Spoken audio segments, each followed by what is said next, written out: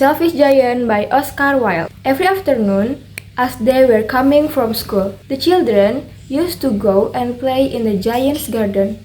It was a large lovely garden with soft green grass.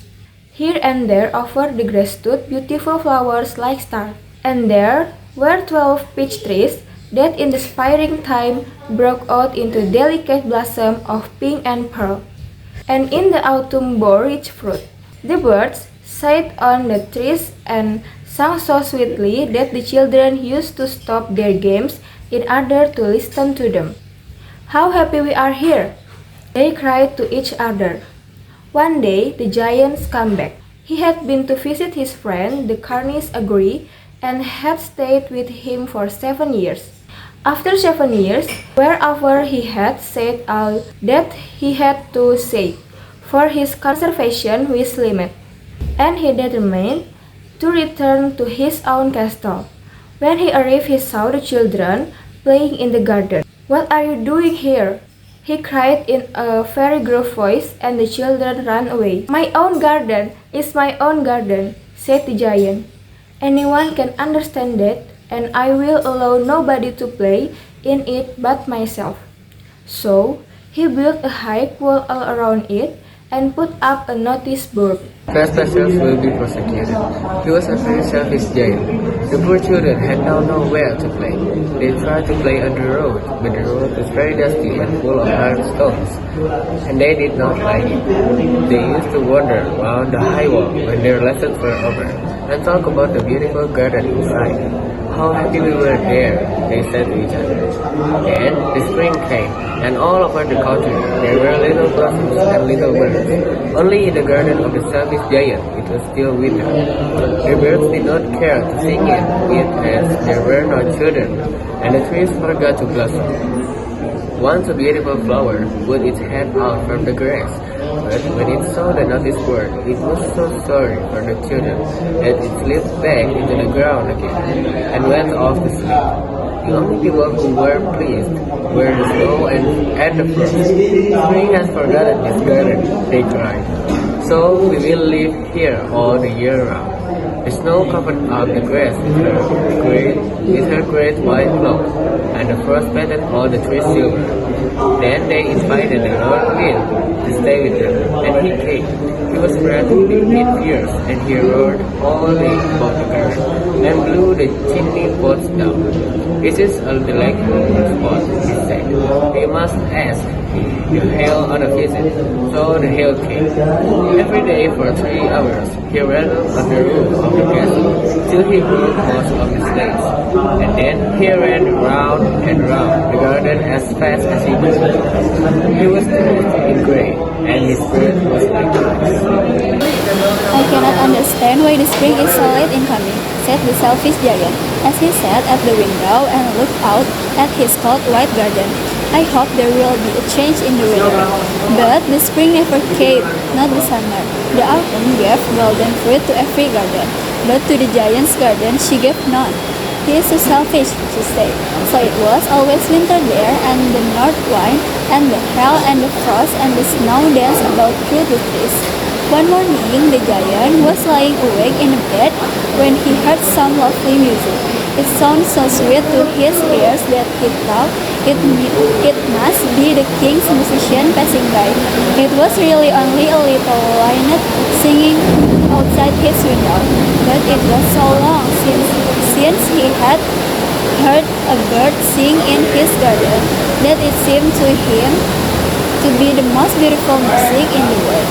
Then the hail stopped dancing over his head, and the north wind ceased roaring, and a delicious perfume came to him through the open casement.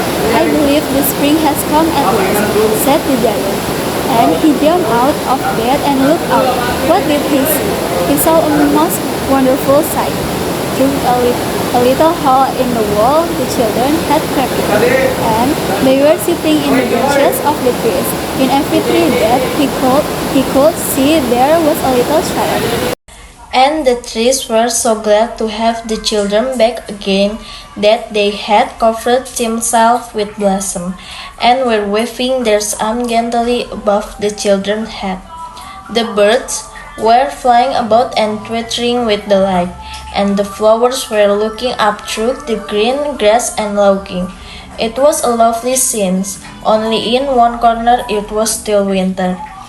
It was the farthest corner of the garden, and in it was standing a little boy. He was so small that he could now reach up to the branches of the tree, and he was wandering all around it, crying bitterly. The poor tree was still quite covered with frost and snow, and the north wind was blowing and roaring above it. Climb up, little boy, said the tree, and it bent its branches down as low as it could. But the boy was too tiny, and the giant's heart melted as he looked out. How selfish I have been, he said. Now I know why the spring would not come here. I will put the poor little boy at the top of the tree, and then I will knock down the wall, and my garden shall be the children's playground forever and ever. He was really very sorry for what he had done. So he crept down straight and opened the front door quite softly and went out into the garden. But when the children saw him, they were so frightened that they all ran away, and the garden became winter again. Only the little boy did not run, for his eyes were so full of tears that he did not see the giant coming. And the giant stole up behind him and took him gently in his hand and put him it up into the tree. And the tree broke and launched into blossom, and the birds came and sang on it. And the little boy stretched out his two arms and flung them round the giant's neck and kissed him. And the other children, when they saw that the giant was not weak any longer, came running back, and with them came the spring. It is your garden now, little children, sighed the giant. And he took a great axe and knocked down the wall. And when people were going to market at 12 o'clock, they found the giant playing with the children in the most beautiful garden they had ever seen. All day long they played, and in the evening they came to the giant to bid him goodbye. But where is your little companion? He said.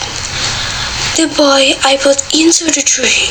The giant loved him the best because he had kissed him. We don't know as well the children, he has gone away. You must tell him to be sure and come tomorrow, said the giant. But the children said that they did not know where he lived. They had never seen him before, and the giant felt very sad. Very afternoon, when school was over, the children come and play with the giant. But the little boy whom the giant loved was never seen again. The giant was very kind to all the children, yet he longs for her first little friend and often spoke of him. Oh, I would like to see him, he used to say. Yes, whenever and the giant grew very old and feeble, he could not play about anymore. So he sat in his armchair and watched the children at their games and admired his garden. I have many beautiful flowers, he said, but the children are the most beautiful flower of all. One winter morning, he looked out of his window as he was dressing. He did not hate the winter now, for he knew that it was merely the spring asleep and the flowers were resting. Suddenly he rubbed his eyes in wonder, and looked and looked. It certainly was a marvelous sight. In the farthest corner of the garden was a tree quite covered with lovely white blossom.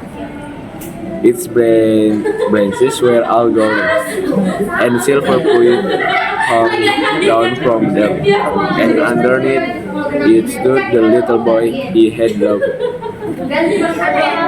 Downstream ran the giant in great joy, and out into the garden.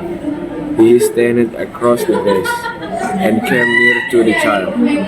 And when he came quite close, his face grew red with anger, and he sighed, "Woe had dared to want he."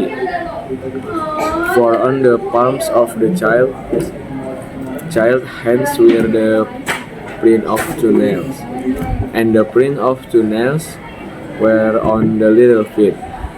"Who had dared to want thee?" cried the giant. "Tell me, that I may take my big sword and slay him." "Nay," and answered the child, "but these are the wounds of love. Who are you?"